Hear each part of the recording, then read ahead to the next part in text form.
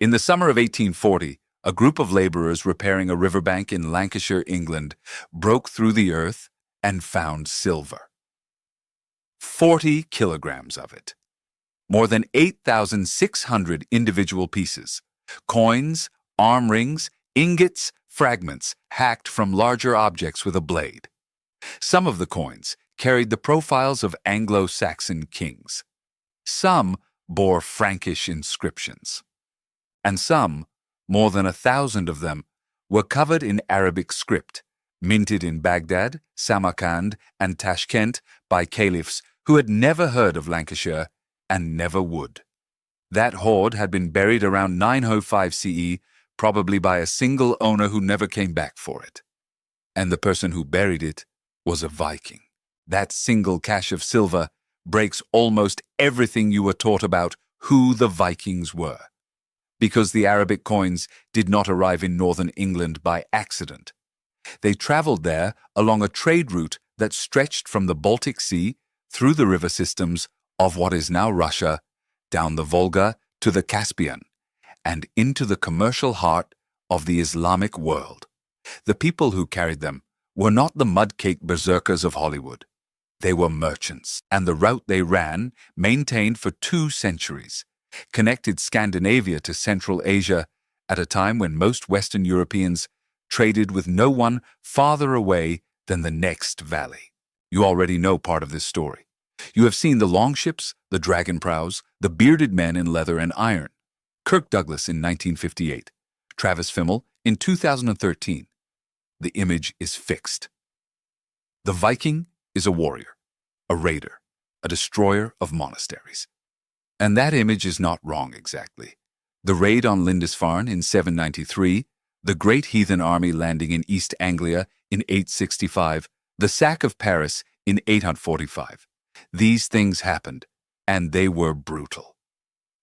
But they were not the whole story. They were not even most of the story. The Viking, you imagine, spent his life on a longship.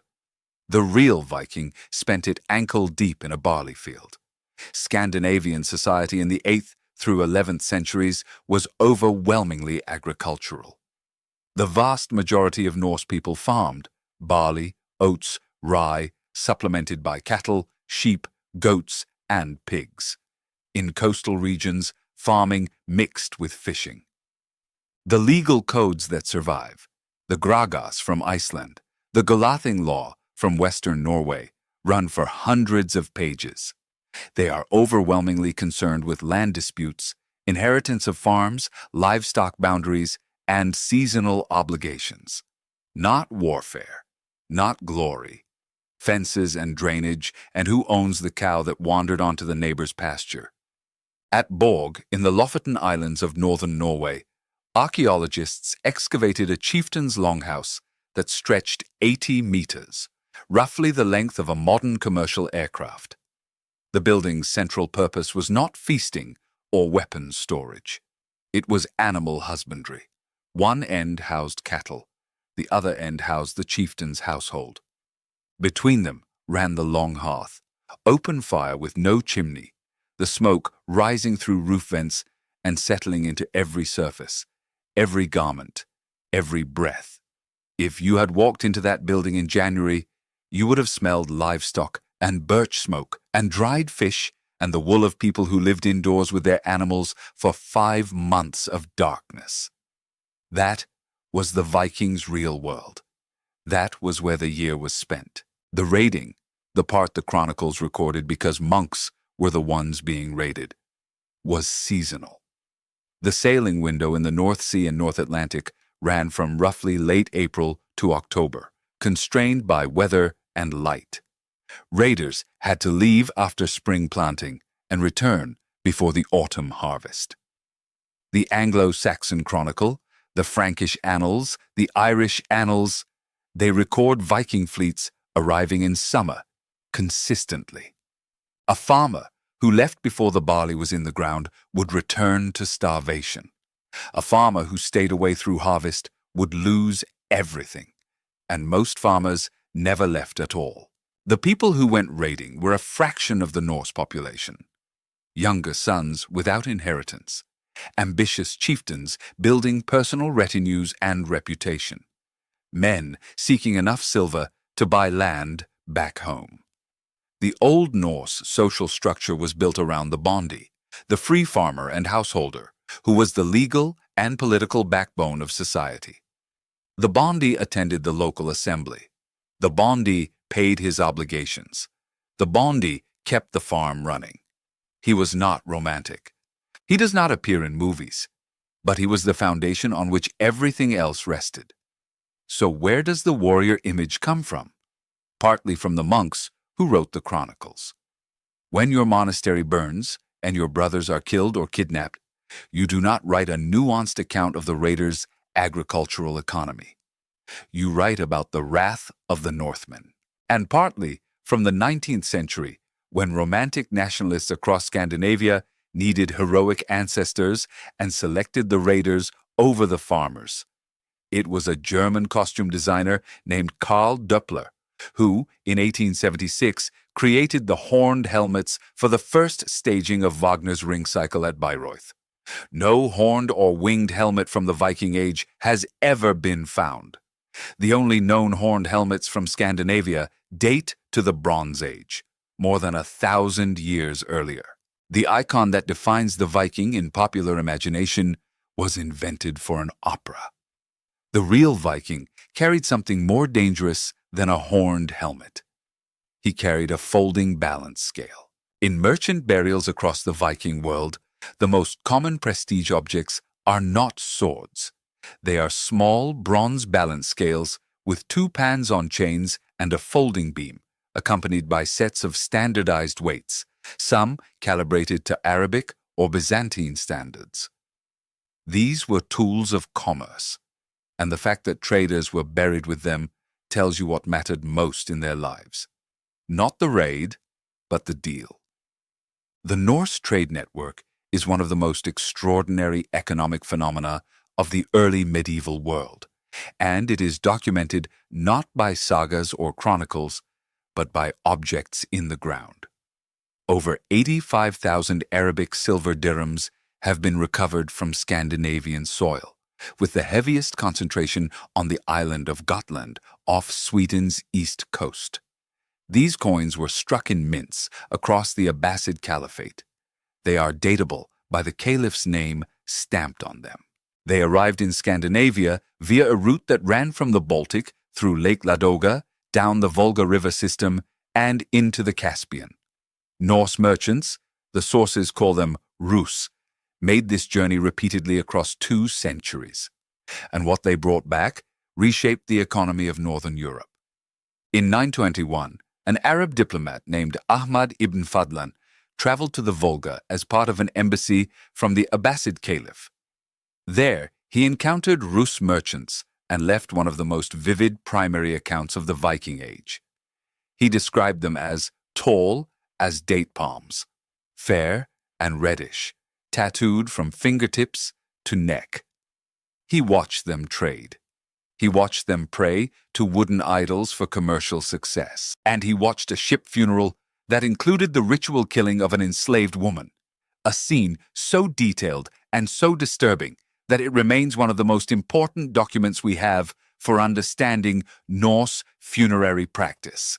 What the Rus brought south was fur, walrus ivory, amber, iron, and human beings. The slave trade was not incidental to the Norse commercial system. It was central. Arabic sources describe Norse merchants bringing enslaved Slavic peoples to the market at Bugar on the Middle Volga. The Dublin slave market, under Norse control from the 9th through the 11th century, was one of the largest in Western Europe. This is part of the record, and refusing it would be refusing the people who were sold. What flowed north in return was silver, primarily in dirham form, and silk. Silk fragments recovered from graves at Birka, Sweden's premier Viking Age trading town, have been analyzed and traced to China and Central Asia. A woman buried in 10th century Scandinavia wore fabric that had crossed the entire breadth of the Eurasian continent to reach her. Her grave also contained glass beads from the Mediterranean and distinctly Scandinavian bronze oval brooches. The material biography of her possessions spans 3 continents. The Norse did not trade haphazardly. They built infrastructure. Birka in Sweden, active from roughly 750 to 975. Hedeby in Denmark, thriving for nearly 3 centuries. Kaupang in Norway. These were purpose-built trading towns with standardized weights and measures, permanent workshops for metalwork and bead production, and designated merchant quarters. They were not raiding bases. They were commercial hubs, and their archaeology looks less like a military camp and more like a medieval business district. Meanwhile, 1,000 kilometers to the east, the trade route to Constantinople demanded something no market town could provide: physical courage of an entirely different kind. The Byzantine Emperor Constantine VII, writing around 950, described in precise detail how Rus merchants navigated the Dnieper rapids on their way to the Black Sea. At each cataract, the traders had to unload their boats, drag the vessels overland on log rollers, and carry the cargo separately, all while armed scouts watched the surrounding forest for Pecheneg raiders who knew exactly when the merchants would be vulnerable. Constantine recorded the names of each rapid in both Slavic and Norse, confirming that the traders operated in 2 languages and 2 worlds simultaneously. This was not a casual journey. It was a commercial expedition through contested territory requiring months of travel, and the profit justified the risk. That trade route did not just move silver, it moved people into positions of power. The role of Norse traders and warriors in the formation of the Kievan Rus state remains one of the most debated questions in Viking studies, entangled for centuries with Russian, Ukrainian, and Scandinavian nationalism. What the archaeology confirms is this: Scandinavian material culture appears heavily at sites like Staraya Ladoga and Gnezdovo in the 8th through 10th centuries. Norse elites were among the early ruling class of the Rus polity, but they operated within existing Slavic social structures, intermarried rapidly, and within 2 generations bore Slavic names and spoke Slavic languages. They did not conquer and impose. They integrated and transformed. The distinction matters. The same pattern repeated everywhere the Norse went. In Ireland, they established a long fort at Dublin around 841, which grew into what was arguably the first true town on the island. Excavations at Wood Quay in the 1970s and 1980s revealed a working Norse urban settlement. Narrow lanes between post and wattle houses, workshops producing combs from antler, streets surfaced with wood planking over mud. And within a generation of settling, the Dublin Norse were intermarrying with the Irish. The Irish sources have a word for the result: Gall Gaedel, Norse Gaels. By the late 9th century, Dublin's rulers were culturally hybrid, bilingual, practicing both pagan and Christian rituals, embedded in Irish dynastic politics as participants, not outsiders. In 911, the Frankish king Charles the Simple struck a deal with a Viking leader named Rollo. The territory around Rouen, future Normandy, from Northman, the Frankish word for the Norse, was granted to Rollo in exchange for defending the Seine against other Viking raiders and accepting baptism. Rollo agreed. Within 3 generations, his descendants had abandoned Old Norse entirely. They spoke Old French. They adopted Frankish law.